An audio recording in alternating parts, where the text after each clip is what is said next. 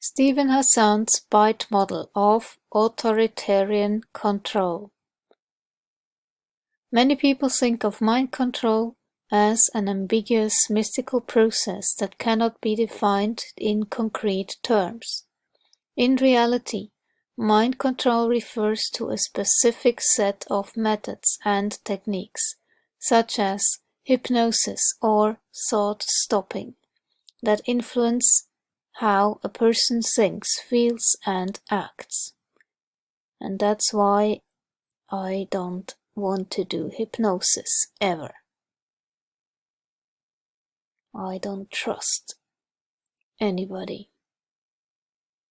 to do this.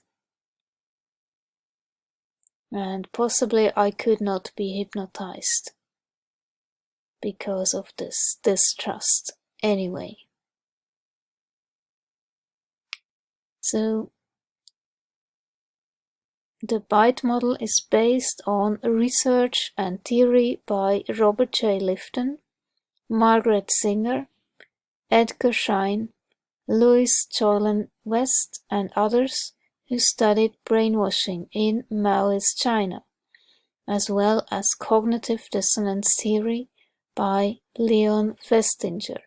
Stephen Hassan developed the B.I.T.E model to describe the specific methods that cults use to recruit and maintain control over people.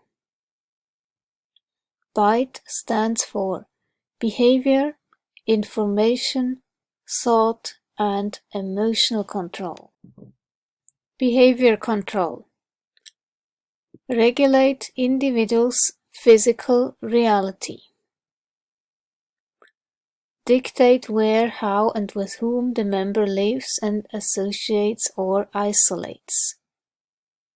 Yeah, we had that for sure. We were not supposed to live alone, but for inspiration, they said, live with another cult member, share the apartment or something.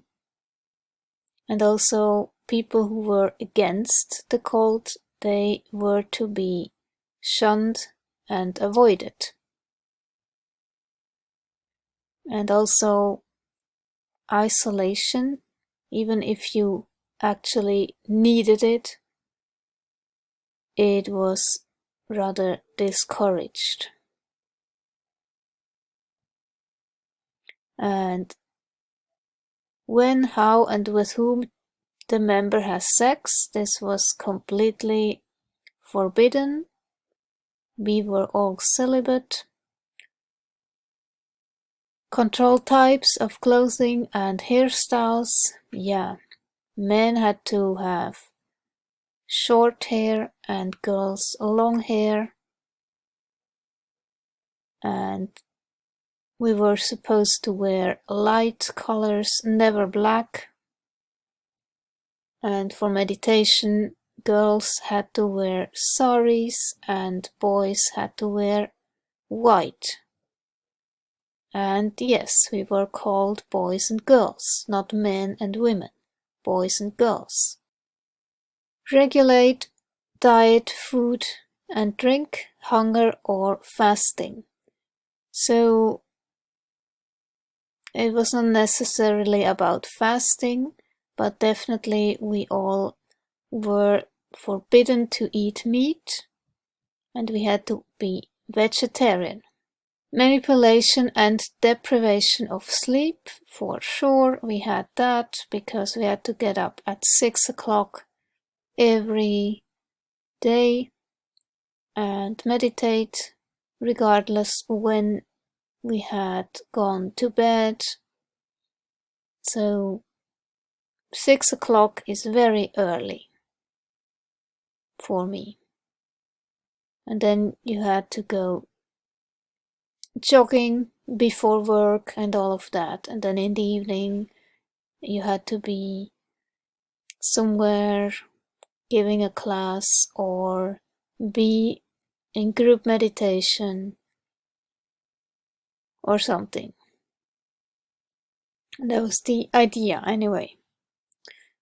financial exploitation, manipulation, or dependence. Yeah, more or less.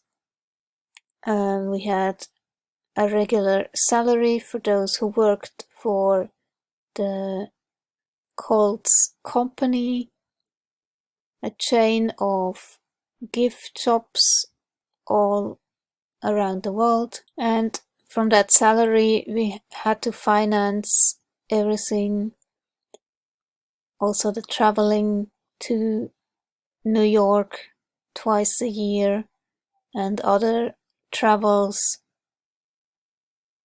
I think especially those in New York, they for sure were financially exploited.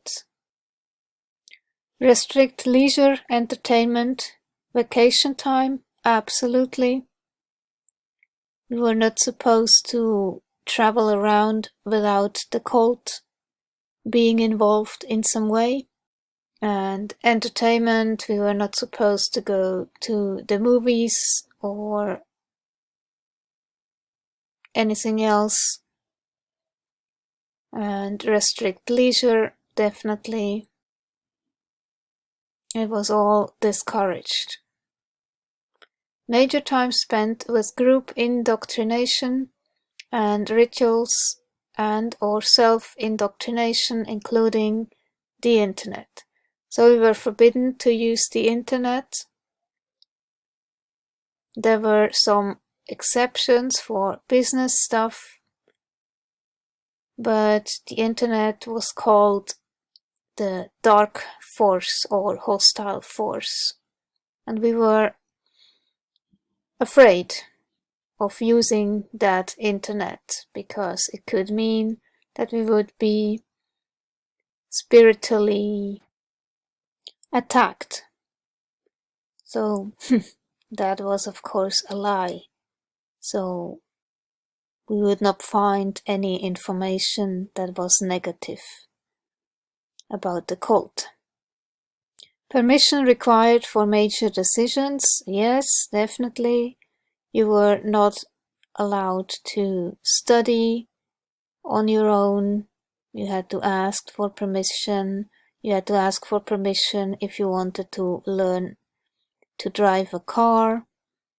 And you had to even ask for permission to ride a horse. Stuff like that. Really silly. Rewards and punishments used to modify behaviors, both positive and negative. Discourage individualism, encourage groupthink. Oh yes, totally. Gosh. You were called unspiritual if you dared to question. Impose rigid rules and regulations. Yes, totally. Especially boys and girls were not allowed to mix. You were not allowed to drive in a car with a boy if he was not your brother, not sit next to each other anywhere. It was very strict about this rule. And then, yeah, all those other rules that you had to follow. Punish disobedience by beating, torture, burning, cutting, rape, or tattooing, branding. Okay, we didn't have that. But you were shunned. Like, it was basically the silent treatment or absolutely no attention for somebody. If you would ask a question, nobody would give you any answer. If you would greet somebody, they would not greet back. I know this really happened to some people. Not to me, but other people who were in this cult. And you cave in very quickly. Threaten harm to family and friends. This was not necessarily open. but it had happened to some people. Force individual to rape or be raped. I know that in the inner circle some people were sexually abused, so this happened too. Encourage and engage in corporal punishment. Not in our cult, as far as I know. Instill dependency and obedience, absolutely. Obedience. That was a virtue, actually. Kidnapping, beating, not so much. Rape, as I said, happened to inner circle members.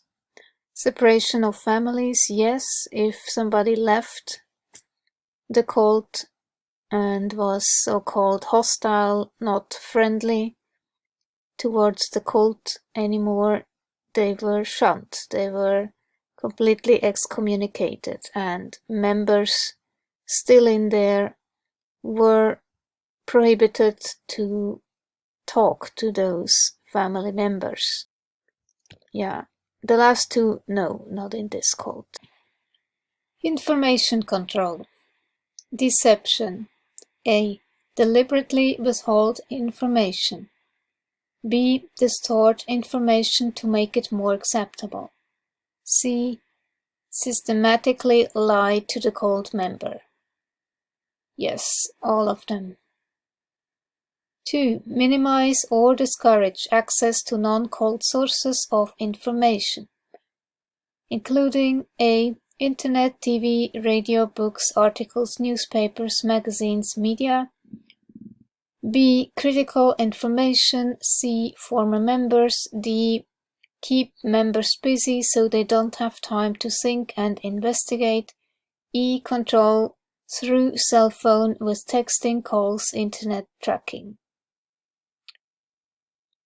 Yeah, definitely A, B, C, and D, and I don't know how it is now, but back then we were not really using much of the internet, and cell phones were just used to communicate. Internet tracking, I don't think so. 3. Compartmentalize information into outsider versus insider doctrines. Yes, absolutely. A. Ensure that information is not freely accessible. Yes. B. Control information at different levels and missions within the group. Yes. Big hierarchy. C. Allow only leadership to decide who needs to know what and when. Yes. So those people who were not in the inner circle there were quite clueless about many things. What was going on in the inner circle. 4. Encourage spying on other members. Absolutely. A. Impose a buddy system to monitor and control members. Yes, we were reported if we did not follow the rules. B. Report deviant thoughts, feelings, and actions to leadership. C. Ensure that individual behavior is monitored by group. Yeah, for that reason you were discouraged to isolate and live with another member of the cult, so they would always observe each other. 5. Extensive use of cult-generated information and propaganda, including newsletters, magazines, journals, audio tapes, videotapes, YouTube, movies, and other media. And misquoting statements or using them out of context. Definitely. And we were discouraged to read anything else than spiritual books. And of course, we were supposed to buy those movies, videotapes that were taken during celebrations in New York and stuff like that, and books from the guru's own origin. Thought control. 1. Require members to internalize the group's doctrine as truth. Oh yeah. A. Adopting the group's map of reality as reality. Yes.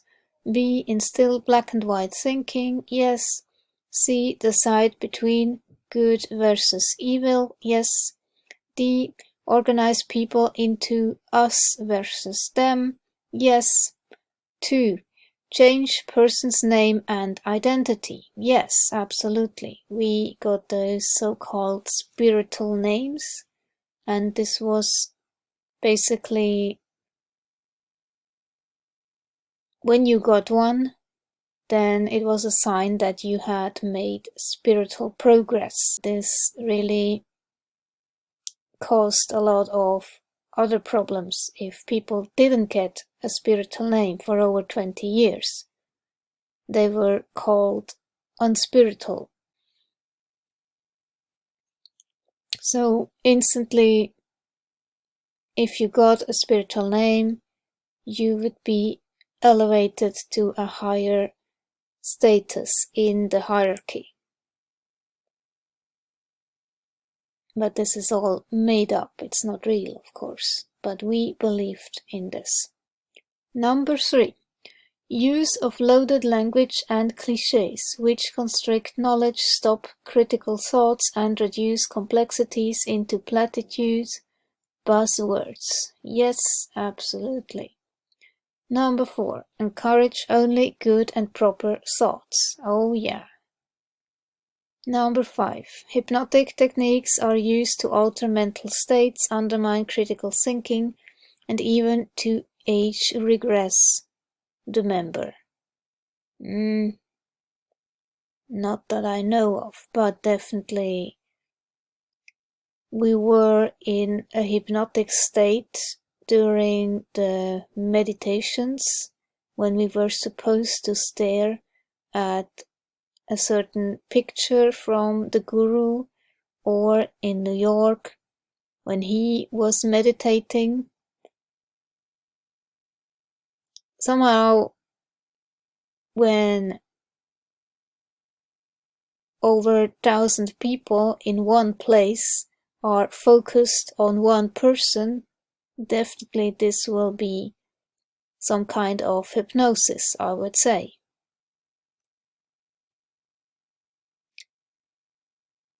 Number 6. Memories are manipulated and false memories are created.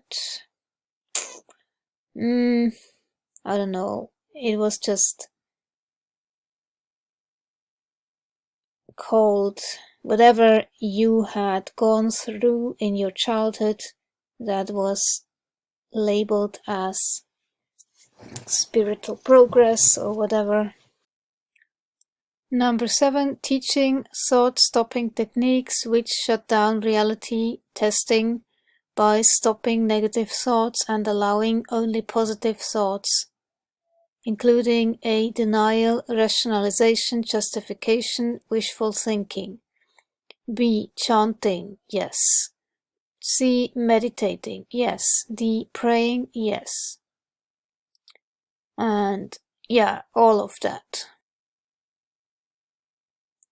Speaking in tongues, not so much. Singing or humming, yes. We were supposed to sing a certain set of songs composed by the guru every time after meditation, and during group meditation we also had a certain set of songs to be sung, and we had to meditate at 6 o'clock in the morning, and then once or twice a week we were supposed to go to group meditation, and once a month we had those meetings all over Europe, and sometimes 700 people would meet in one place. Again, meditation, chanting, praying, singing, and watching inspirational videos from the guru and stuff. And then, of course, New York, which was the big one. Twice a year we had to go to New York, and it was sometimes 1,500 people in one place. And of course, this is quite dynamic. So, number 8, rejection of rational analysis, critical thinking, constructive criticism. Absolutely everything of that sort was completely discouraged. Number 9, forbid critical questions about leader, doctrine, or policy allowed. Absolutely. It was like a taboo. You are not supposed to ask any questions. The guru was that last avatar, and he stood above everything. Number 10, labeling alternative belief system as illegitimate, evil, or not useful. Yeah, I mean, we were allowed to read books of other spiritual gurus like Sri Ramakrishna and Sri Aurobindo and stuff like that.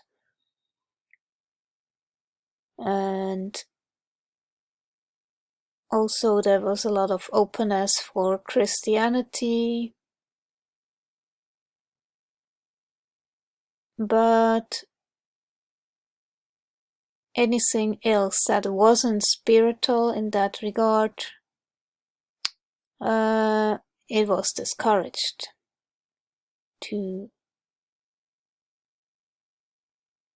really get involved in it. Number 11, instill new map of reality. And then, of course, when you get out of this cult, when you leave, you realize everybody else is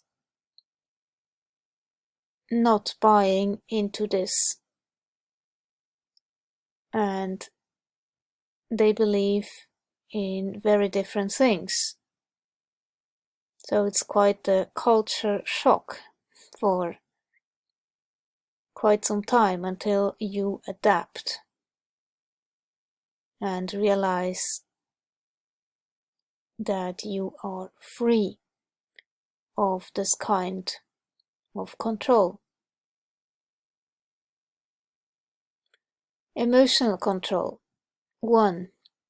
Manipulate and narrow the range of feelings. Some emotions and/or needs are deemed as evil, wrong, or selfish. Yeah. 2. Teach emotion stopping techniques to block feelings of homesickness, anger, or doubt. Absolutely. We were not supposed to swear or get angry.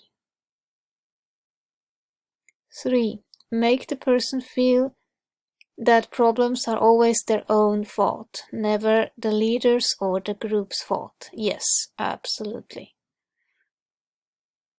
4. Promote feelings of guilt or unworthiness, such as A. Identity guilt. B. You are not living up to your potential. C. Your family is deficient.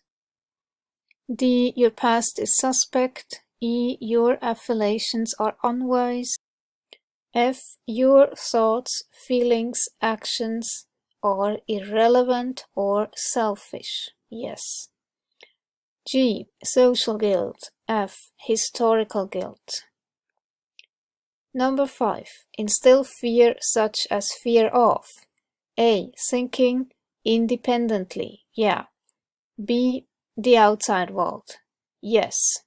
C. Enemies. Yeah.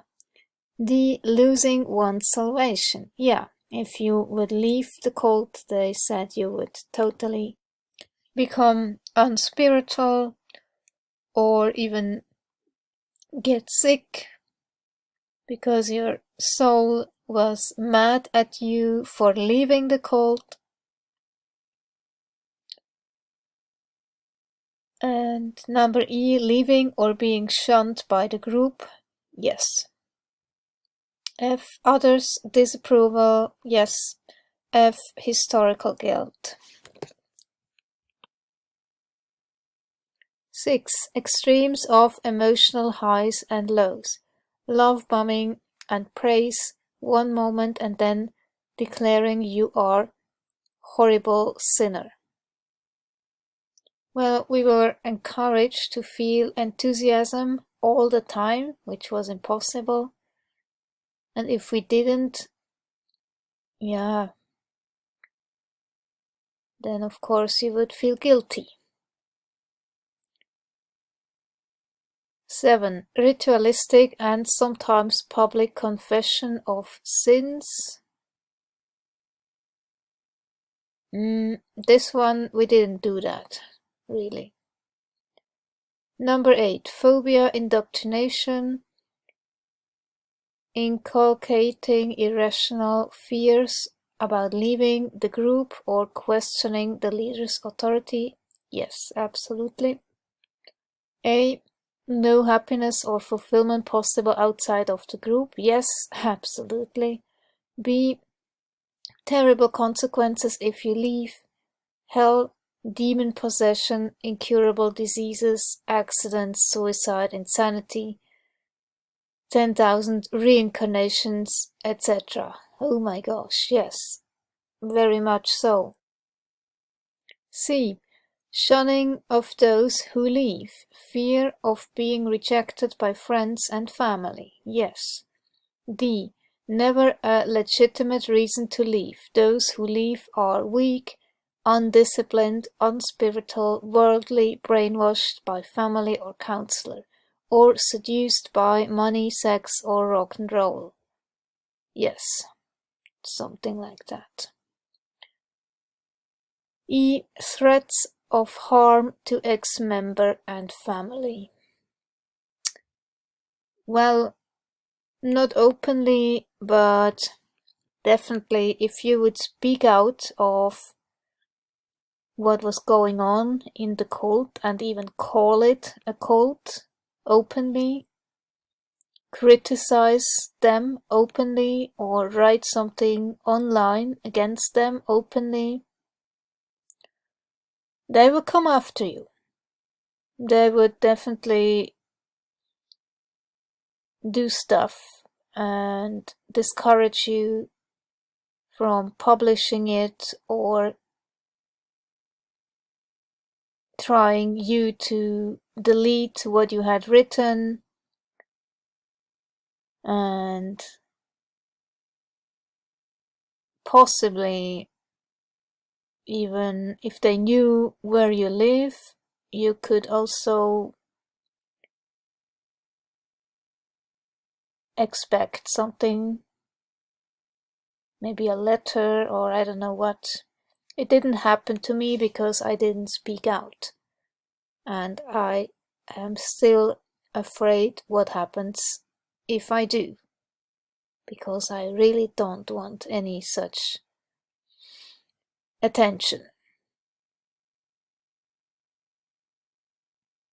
And very few people know actually that I was in a cult.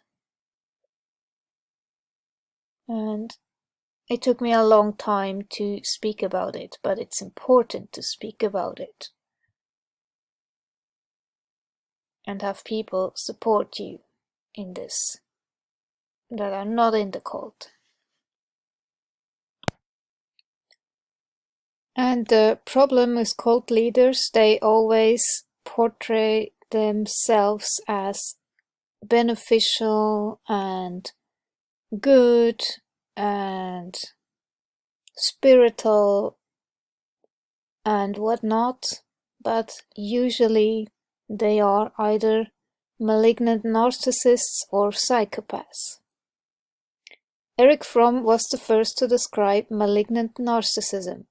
This is important to understand because many predators and cult leaders display behaviors which are not only filled with narcissism, but also have psychopathic antisocial behaviors, which often make them involved with criminal behavior. People without the ability to empathize are unable to love another person and put their needs above their own. I have worked with many, and this specific realization about abusers has helped women and men to wake up and exit very destructive relationships. The list on this page should be used in conjunction with the influence continuum and the B.I.T.E model of authoritarian control when desiring to get a fuller picture of how their involvement is probably very unhealthy. Number 1. Grandiose self-centered behavior. Number 2. Fantasies of power, success, and attractiveness. Number 3. Need for praise and admiration. Cult leaders require constant praise. Oh yeah, they do. Number 4. Sense of entitlement. Cult leaders have a sense of entitlement. They think they are above the law and can do anything. Number 5. Lack of empathy. This can lead them to exploit, bully, shame, and demean others without guilt or remorse. Number 6. Antisocial behavior. Number 7. Lying. Number 8. Interpersonally exploitative. Number 9. Sadism. Number 10. Harassment and silencing. Number 11. Violence.